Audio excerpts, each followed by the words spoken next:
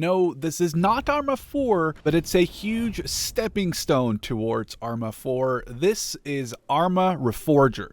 It's going to show what the new Enfusion engine is capable of. Now, I've divided this video into chapters, so feel free to use the timestamps in the description to find the parts that interest you the most. So first up, Reforger has a few meanings. First of all, it's a reference to the annual Cold War exercise called Reforger, which is short for Return of Forces to Germany. That does actually make sense because Arma Reforger is set in the 1980s during the Cold War. Reforger also refers to the fact that the developers are trying to reforge Arma as we know it, with built-in modding, the new Enfusion engine, and access to the same development tools the developers use to make the game. I should note that mods made for Reforger on computer will also be accessible to players who play Reforger on their Xbox One or Series X, with a PlayStation 4 and or 5 release planned for the future, though there's not much more known about that right now. The game comes without a dedicated single-player mode, though there is a short tutorial that is technically single-player. The two main modes for Reforger will be the Conflict and Gamemaster modes, with the latter one basically being an enhanced Zeus game mode as we know from Arma 3.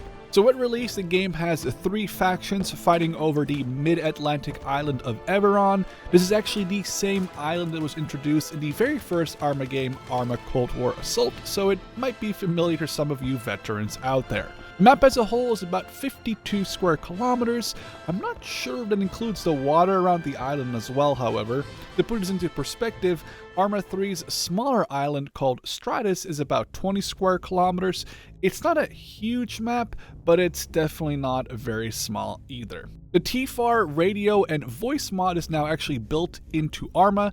TFAR was an add-on for the TeamSpeak voice app that basically allows 70 people to be talking in the same server without everyone having a massive headache.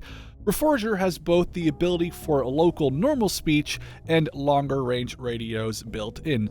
This, however, means that talking to whoever is near you over local voice can give away your position to enemies nearby, as VoIP isn't limited to just your team like it is in Squad. The United States as well as the Soviet Union are fighting each other, representing Blue and Red 4 nations. The FIA from Cold War Assault and Arma 3 makes a return as the Green 4 faction, representing a rebel force that will most likely be hostile to both the US and the Soviets. Currently, there are 15 weapons, 6 vehicles with 18 total variants, as well as smoke grenades, frag grenades, and under-barrel grenade launchers. At launch, as I mentioned, there are 2 real game modes and a basic tutorial to let you get the hang of Reforger. Conflict sees Americans and Soviets fight over Everon. The final goal of the mode is to capture the enemy's main base. However, to get the enemy's main base, you first have to capture smaller strategic positions on the island. After capturing positions, you can actually reinforce these with bunkers, ammo points, vehicle depots, and more. Think of logistics from Squad or Postscriptum. Trucks with supplies will have to make trips to and from outposts to help build these fortifications and other buildings. To capture a base, you have to configure the radio to be set to the correct frequency. Now, besides spawning on the main base, you can actually spawn on radio operators as long as they are in range of a friendly tuned radio or on the activated radio truck. Think of basically rally points from Squad. Now, to spawn on a newly captured point, a certain building will have to, however, first be built. There's a lot more to Conflict, including a whole rank system, but honestly, I'm gonna have to jump into this on the release day so I can get a good feeling of what it really is. It does sound like it's going to be a very interesting addition to Arma's multiplayer options. So obviously Reforger has quite a few features to offer over Arma 3. And right now, let's go over some of those. First of all, the walking and crouching levels. So this is the slowest walking speed, but when you slowly scroll your mouse wheel forward, your character will start to pick up the pace until he eventually gets to a pretty decent jog. This doesn't mean that you can't still sprint, because when you hold shift, you very much can. But when you stop sprinting, your character goes back to the same speed you were using. So say you were in the slowest move, you didn't sprint, your character goes right back to that speed after he's done sprinting. So you can really customize your walking speed, whatever you think is necessary, whether you want to get to a location fast or you're trying to sneak through a path in the forest at night trying to evade enemy patrols. You can do it all. Obviously, this is also built on your crouching, so you can still go fast while crouching.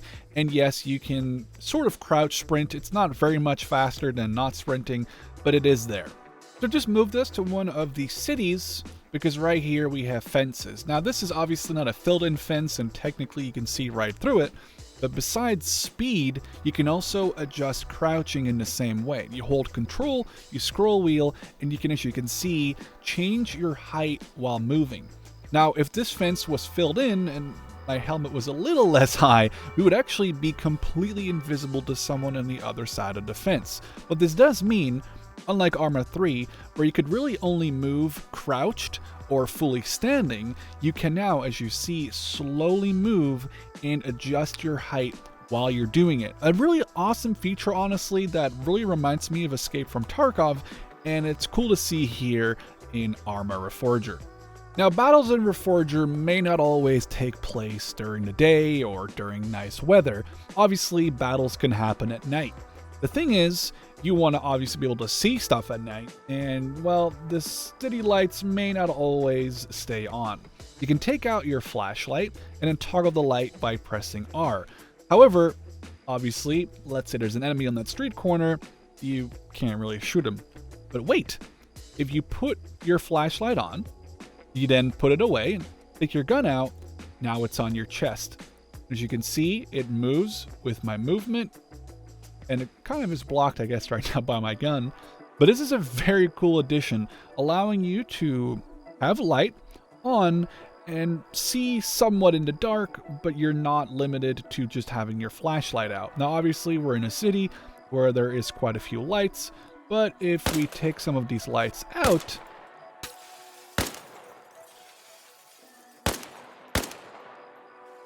as you can see, the light definitely helps. Alright, let's talk about the inventory system for a second. Right here we have the M21 SWS, or Sniper Weapon System. As you can see, it has a scope and a magazine in it. Now, we open our inventory system, very much resembles that of Daisy Standalone to a large degree. Now, before we get into anything, I quickly wanted to just touch on this. If you double click your weapon, you can drag stuff out of it. Your character will take it off the gun, or if it's a magazine, take it out the gun, and you can obviously, as you can see, store mags, scopes, etc. on different parts of your body. Now, another thing is your top, as in your blouse, your pants, and even your boots are now all separate entities and are no longer part of the same uniform as they were in Arma 3, which I think modders can go pretty crazy with, and should mean that we get a lot of customization hopefully down the line. We're going to put the scope back on the M21 and put the magazine back in there for later use. Now, you might have already also noticed that besides having an M21, I also have an M16. As you can see here, if we leave the tab menu, we have two guns. We have an M16 and the M21. I guess the pistol is there, but you're already obviously capable of having a sidearm. But what this means is that you can now have two primary weapons. The launcher slot, as you know it from Arma 3, has basically disappeared. However, what this means is if we right-click these two guns and we grab ourselves two laws, we can be the ultimate Chad who now has two M72 laws. And yes, you can use both of them. What you do is you drag one here, drag one there. We can take one out and fire it. And we do the same thing with the other law for if you really want to kill that enemy vehicle and double tap him just to be sure. A feature a lot of people will probably be very excited to see is the vaulting. No longer do you just press V and your guy makes this 2-inch jump over very small obstacles.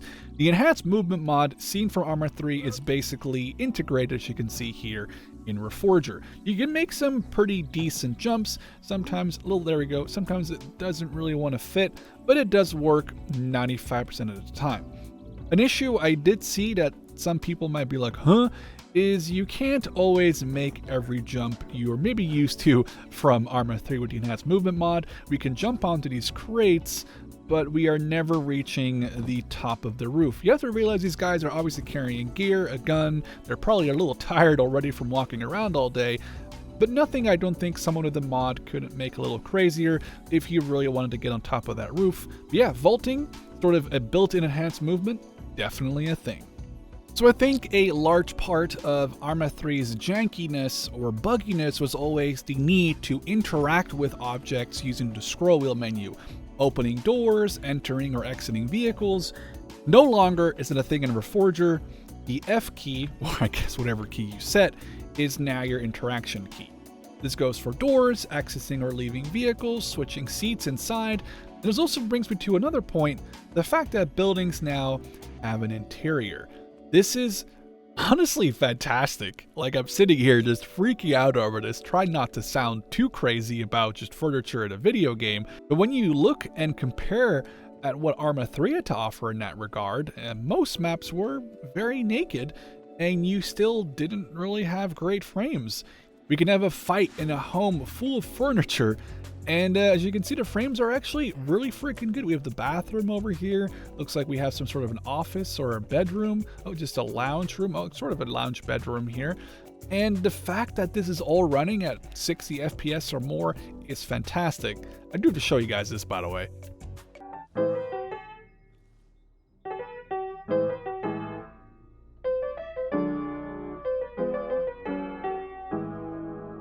Alright, of course, Arma wouldn't be Arma without vehicles. Here we have a Jeep with a machine gun on it. You can walk around. As you can see, we can access the inventory and the seats without having to use the annoying scroll wheel. You just press F, boom, you're in the front seat. You want to be in the driver's seat, look at it, hold F, boom, you're in. Then goes for accessing the lights or even the engine. You can see the lights are currently on. We can turn them off by pressing F and then scroll wheeling through, turning off the high beam lights, turning off the hazard lights, and obviously vice versa. You want to turn it on, either you hold W or a little bit more immersive, look at the engine ignition, hold F, and we're good to roll. Now the cool thing is you can see everything here in first person. You can see my guy shifting. But it also goes for him trying to reverse. He puts it in reverse. And it's just little details like that that really make this very awesome. Now let's say you are trying to machine gun some enemies down. We're going to turn everything off. Make sure our lights are off as well. Okay, we're going to get out. Either you hold F here or you just hold X. Boom. Now you're out. The thing is, vehicles have ammo. For example, this machine gun only has, say, 400 rounds. You actually can go into the trunk of the Jeep, and this is the inventory system. I already kind of put 2 items in here, but look, I just gave myself some grenades. But you could easily do this by just loading it up, say, with ammo, and being a resupply for your squad. They come up to you, they got some ammo out of the trunk, but the machine gun also has ammo. Now, I currently don't have room in my inventory. I'm assuming you'll need a big backpack for it. As you can see, we can get into gunner, or we can open the inventory. Let's get into the gunner seat and start blasting this fuel truck.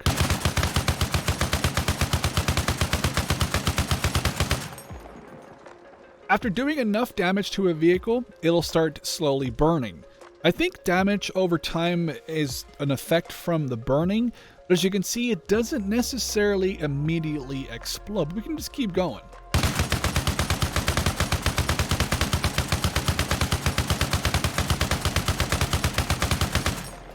As you can see, that took quite a few bullets. It's technically still alive, but I don't think I'd want to sit anywhere near that vehicle right now. Alright, so we emptied the 50 cal tripod's ammo. I grabbed a backpack from the arsenal. I went into the inventory system of the Jeep. I grabbed an extra 50 cal box. You can now walk over to the machine gun and actually reload it if you have a box in your backpack. As you can see, it's going to take quite a little bit of time, but eventually we'll have a new box of ammo in there, and guess what? We're good to blast. Alright, so probably my favorite vehicle in Reforger so far has to be this BTR-70. Not only is it obviously armed with a machine gun, it also has a lot of troop carrying possibilities, and it's amphibious. Now, you can get to the entrance doors, which is on either side of the vehicle, and you can either get in as driver, gunner, commander, one of the many passenger seats, or you can open the trunk. Now, earlier I put a Stanag mag in there just to showcase you can immediately get access to the inventory of the system. So whether this is magazines, RPGs, medical equipment, you name it, you can all get it. Now, the interesting part is here. Watch this. I just think that's so freaking cool. You can obviously switch seats. You can switch to the commander seat. You can switch to the gunner seat. You can switch to the passenger seats. You can open these little vision slits, which may or may not give you some armor.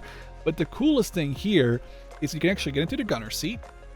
And then when you get into the gunner seat, you can access the turret storage. Now, normally you just shoot the gun, and you can switch weapon to the heavier machine gun, but you only have limited ammo.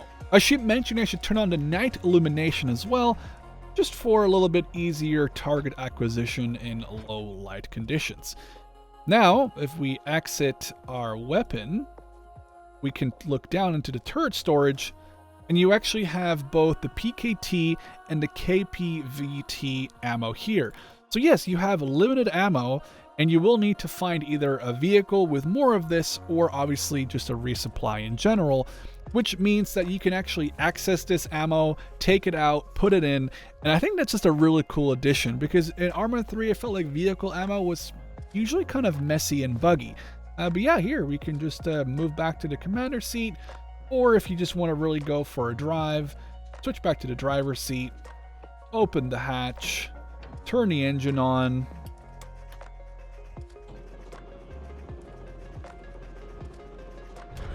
Look at that. Took a little while to get going too, by the way, so you can't really get out of here in a hurry if you wanted to.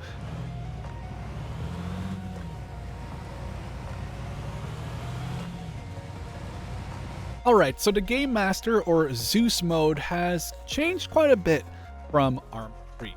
The first thing I want to showcase here is the Edit Scenario Properties button. You have quite a few things you can go through here, but first, time and date. You either can select night, morning, dawn, afternoon, etc. So if you just want to get a quick change, or you can mess with this time slider in 15-minute increments. You also set a time progression multiplier, which actually all then calculates how long it takes for 1 hour in game to go by. At the highest, it takes about 5 minutes, and obviously you can set that to basically to be 10 hours in real life is an in-game hour. This also goes for weather, so when you want sun or rain, or you want to mess with the wind, set it to be really high or really low, you can really sort of relegate this to the system of the AI. If you want to make a nice stealthy op at night where it's raining and you have to sneak between enemy patrols, you can do that too. Alright, so let's set it back today so we can actually see what we're doing. Now, the game here is pretty basic. You can enable the respawn, the radio operators, which I talked about in the conflict thing, which are basically like ways for players to spawn in on friendly units, as well as the playable faction. So let's select the Americans and the Soviets as playable factions and save. It tells you everything what we've done. The weather changes, the playable time changes, even the multiplier change is now written on the side. So now we have the town of Province. First of all, you have these slots. You can double click on the slot and place any of these pre-built things, which is actually really cool because it allows you to very quickly occupy this town with a bunch of things, whether these are road checkpoints or hospitals or ammo dumps or construction supplies. We can make firing positions, and boom, it took us 3 seconds. Granted, this is we're just kind of mixing and matching them, but boom, it took us less than 20 seconds. And now we have a bunch of things here spawn down for your players to mess around with, and they come in small, medium, or large. You can put smaller things on larger slots. So technically, for example, a small ammo dump could go on a large slot, but a large ammo dump couldn't go on a small or medium slot. So you can put some large living quarters in here. Boom, look at that. Just have an objective for your guys to fight over. Do you want to have a small bunker? Boom, you just got that as well. Very, very awesome, very fast, and it allows a game master to make a scenario in basically less than 5 minutes.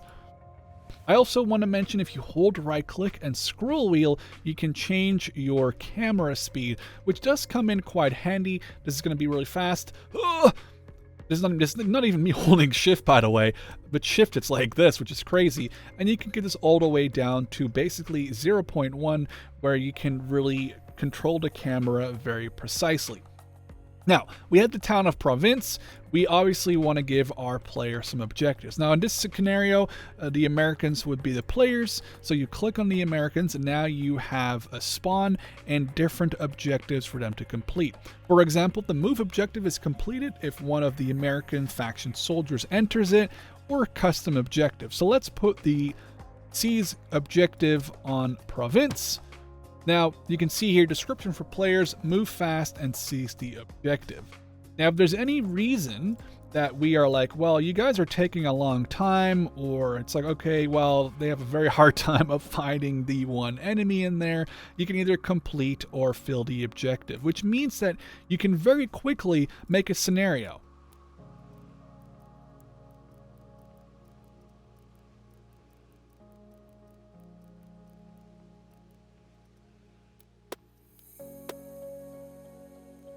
Alright, I've just fortified the town with a bunch of Soviet defenses. I've added a move marker, which you can then complete once guys move in or move close.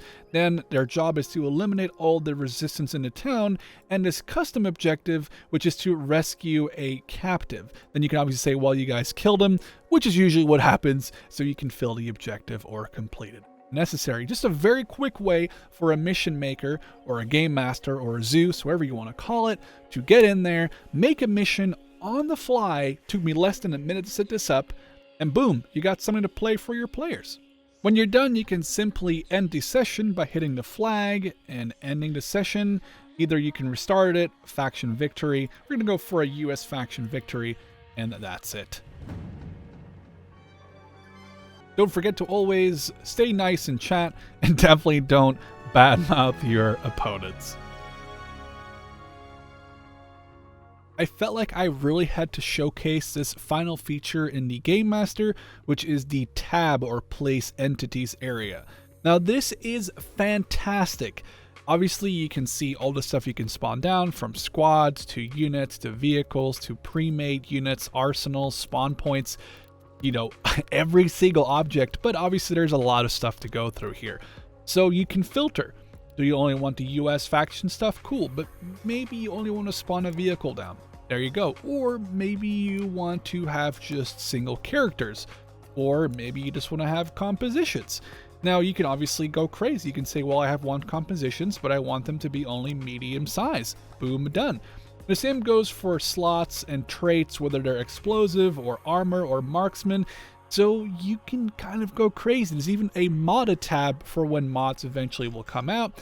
And the cool thing is you can actually also click on this and it will remove the filters. So if you have a lot of filters selected, you don't have to go click them all out. You just click on these until they go. And last but not least, an actual search function, which doesn't start searching until you press enter. So I know there's 3 things called arsenal. Boom. So let's say you want a certain house, doghouse, outhouse, walls, house plants, you name it. You can just search for it here. And when you're done, press enter and boom. A really awesome feature that I wish was part of Arma 3. There are mods for it, but to have it here based in Reforger is just awesome. So now you have a basic idea of what Arma Reforger is and how it's going to eventually lead us to Arma 4. As well as a quick look at some of the new and exciting things to check out in Reforger. Personally, I am very excited that we actually got our hands on with the new Enfusion engine, and I can't wait to see what the new Arma Reforger future is going to look like. For now, I hope you guys enjoyed this first look at Bohemia's new game, and hope to catch you in the next one.